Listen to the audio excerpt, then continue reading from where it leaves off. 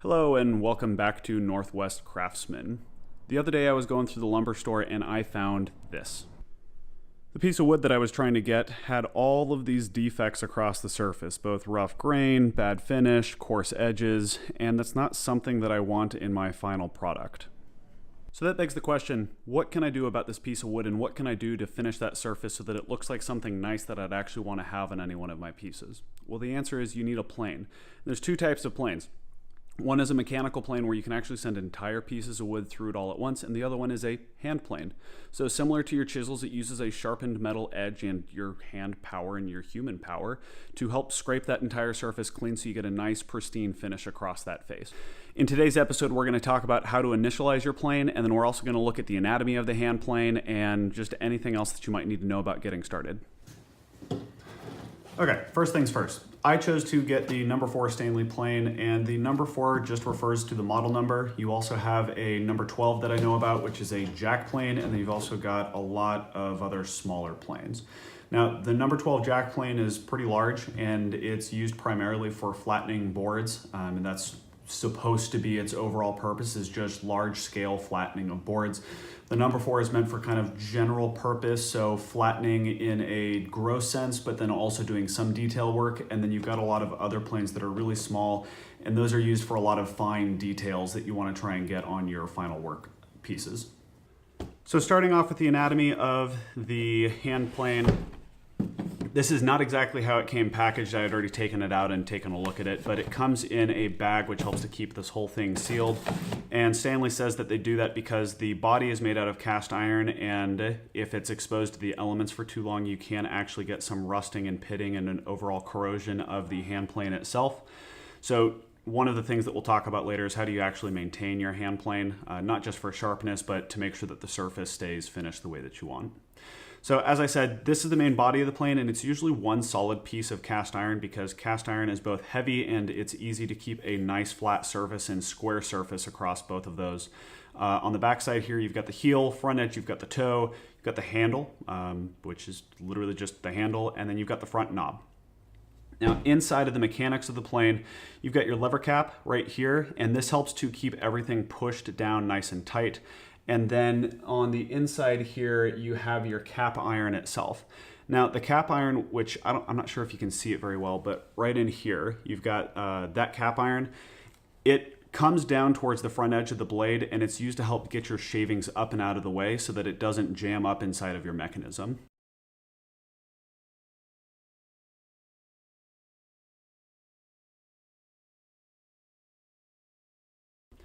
Right back here, you've got the blade itself, and that's what we're going to be sharpening and initializing today. And then on the back side here, I guess this is unique to this design, and it's not this way with all hand planes, but you've got the frog. And this frog on this particular hand plane is molded in or cast with the overall body itself, supposedly for stability. I'm not exactly sure how much that makes a difference, but that's how this plane is made. So this knob on top here is the lever cap screw, and this is what puts the pressure down on the top of this entire assembly. Back here, you've got your depth gauge, which both pushes and pulls your blade in and out so you can determine how much of your workpiece you would like to be taking out at a time. So you can take a really deep cut or you can take a really shallow cut depending on how much you want to take, how fine you want the cut to be, and all those considerations. In the back here, I'm also not sure if this is a part of most hand planes, but on the documentation for this one, it shows patent pending, which makes me believe that this is not standard for all hand planes, and it's the lateral adjustment. Lateral adjustment lock, actually. So this does both your depth and your lateral adjustment. So if you move it back and forth like this, it actually changes how this blade sits with respect to this surface, which changes how true it sits to the piece beneath it. Ideally, we would like to have this be perfectly true to this surface so that you're taking an even cut out of your surface and you're not leaving it tilted to one side or the other. Okay, let's start by taking this guy apart. So if we loosen up the lever cap screw all the way, it will actually come up and out. Oop, there it goes. It will come up and out. You can set that off to the side. And then if you can see it, there's a little tiny knob that sits here. What you're going to do is you're going to pull the entire assembly up and off. And I guess it's not actually the whole assembly, it's just the lever cap itself. So that guy can sit off to the side. And it didn't look like this was plastic, like this was metal at first, but as I look at the sides, you can see that it's ground. And so it's a really light piece of, looks like it might be aluminum actually. But then you've got the cap itself, and you can take this whole entire assembly off. So your blade and your cap are fastened together with this screw right here, and you can actually take those apart, and I've seen people take them apart just with this like that. So you can take that guy apart, make sure you save that guy off to the side, and then they just come apart like this. This guy we won't be doing any maintenance on because it is literally just meant for keeping chips out of your plane. This one, on the other hand, we can go ahead and sharpen it up, get it all ready, and get it nice and sharp. But first, I want to see how exactly this works coming straight from the factory.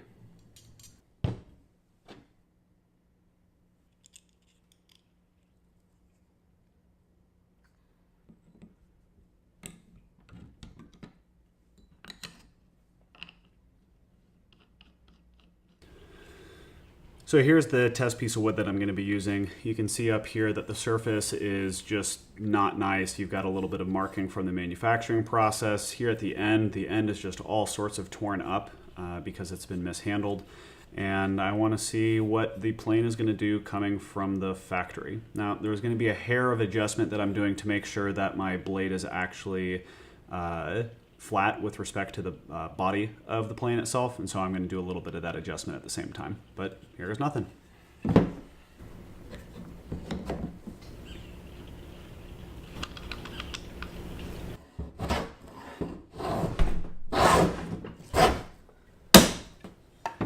Overall, you can see a difference between the two sides of this. One over here, you've got some nice finished a nice finished piece, and over here you still have the raw wood from the manufacturing process. So when we get to finishing the plane, we'll go ahead and try this side and see what we can do about it.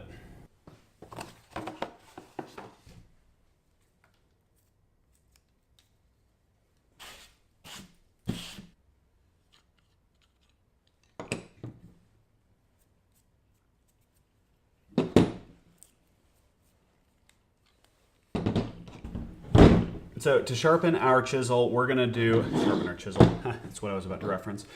So to sharpen our hand plane, we're going to do very similar things to what we did to our chisels. If you haven't watched that video, you can go back one episode, or I'll put a link down in the description to how to sharpen your chisels.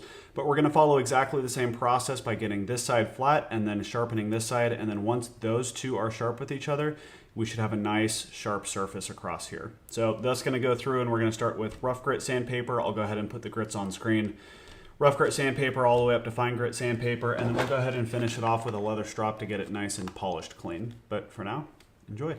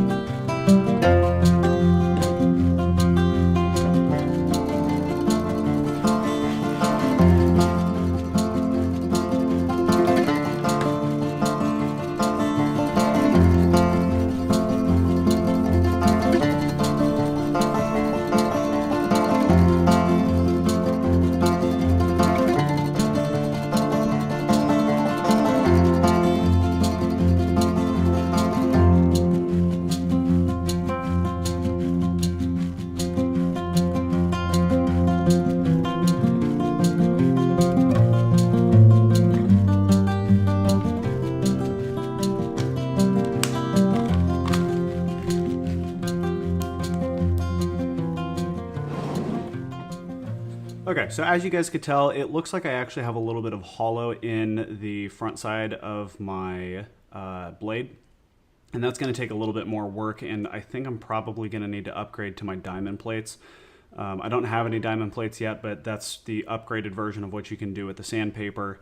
The back looks pretty good, but yeah, that front side definitely has a hollow right in the middle. However, for the purposes of using this plane, the very leading edge is now a mirror polish finish, which means that at least this bit right here is actually sharp. So we can go ahead and try and finish that guy off here a little bit later and get it more uniform. I may also think about getting one of the chisel or plane blade guides so that I can actually hold a constant angle on it. And once I have the diamond plates, it's a lot easier to keep those rolling flat across it. So I'm going to go ahead and put this back together, and then we'll go ahead and test to see how well this new works. Okay, so following is a technique that I saw on Paul Sellers' page to see if you are actually true.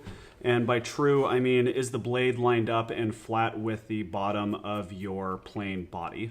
And so the way that he does that is he takes a thin piece of wood like this, clamps it down, which he uses a really nice clamp. But go ahead and clamp this guy down, and then what we're gonna do is we're gonna run one side of the blade. So essentially from the other side, it's gonna look like this. Run one side here and one side here, and make sure that we get the same size shavings off of both sides, because if we get the same size shaving, it means it's balanced on both sides.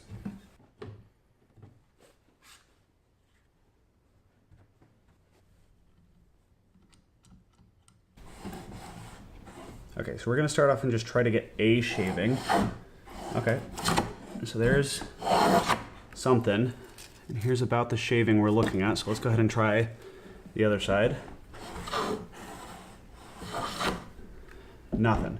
So we're getting a shaving out of this side, but no shaving out of this side, which means we need to adjust it, not the depth, but adjust it laterally in the other direction, that direction.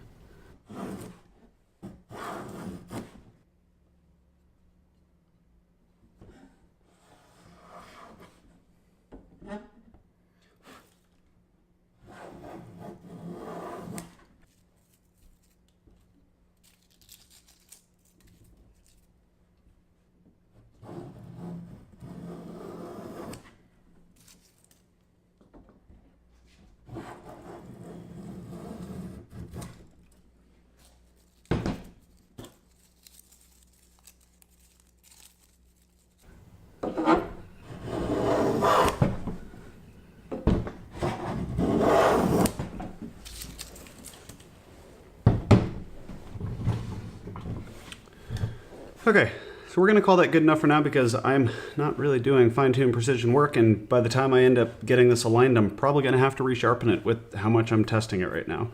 So I'm gonna go ahead and lock all of these down, locked, and retract this guy so that the blade is not exposed at the bottom. There we go. So I'm gonna go ahead and call it done. I don't know if you can tell, but I've kind of planed off quite a bit of this wood. I do have to say that this finish is really nice on the top, but let's go ahead and give it a try. Here was the from the factory, and see what it does on the rest of the raw wood, now that we're at least mostly aligned.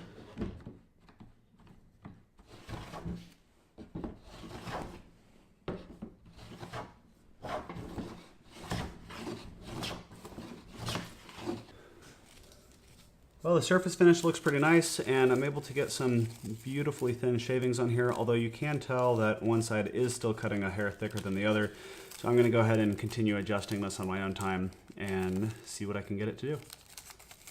Thank you for watching this episode on how to initialize your plane. In an effort for continuous learning, I wanted to share with you guys 3 things that I learned during this episode.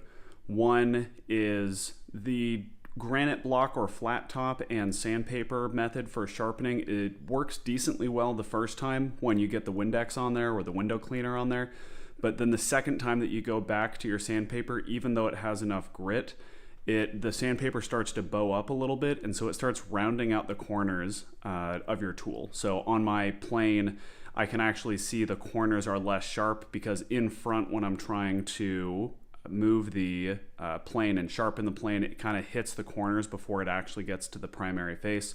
So I went ahead and ordered a couple of whetstones, not the diamond stones, which would be the kind of gold standard because I can't afford those right now, but I'm gonna go ahead and try some other whetstones that I found on Amazon and see how they work. And I'm gonna try and initialize or resharpen all of my tools using that, and I'll let you guys know how it turns out. The second thing that I learned, and you probably saw this as well, is that my workstation was not heavy enough. My workbench, which is right now just a temporary table, moved all over on me when I tried to plane. And so the next project that just got bumped up to the top of my list is to make a laminated 2x4 workbench, or something just a little bit more sturdy so that I have the ability to plane and chisel and do any of the woodworking that I need to without my workbench moving around on me. The third thing that I learned, and I don't know if it's just my plane or if it's all planes in general, but there was a good amount of backlash in my depth adjuster.